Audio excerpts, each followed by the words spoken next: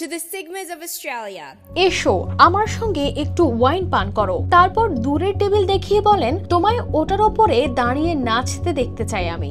অস্ট্রেলিয়ার ইতিহাসে প্রথম হিজাব পরিহিত নারী সিনেটর ফাতেমা পেইম্যান এক পুরুষ সহকর্মীর বিরুদ্ধে এমনই এক মন্তব্যের অভিযোগ তুলেছেন। তার অভিযোগ, ওই পুরুষ সিনেটর তাকে মদ্যপানের জন্য জোরাজুরি করেছিলেন। শুধু তাই নয়, মদ্যপান করে তাকে টেবিলের উপরে নাচতে বলা হয়, যা তার ধর্মীয় ভাবাবেগে আঘাত করেছে।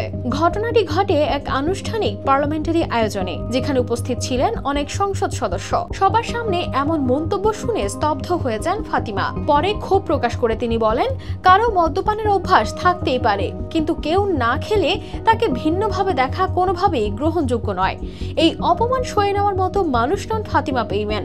তাই তিনি সঙ্গে সঙ্গে যোগাযোগ করেন পার্লামেন্টারি ওয়ার্কপ্লেস সাপোর্ট সার্ভিসের সঙ্গে, আর তারা অভিযোগ দ্রুত আমলে নিয়ে পেশাদারিত্বের সাথে সমাধান করেন।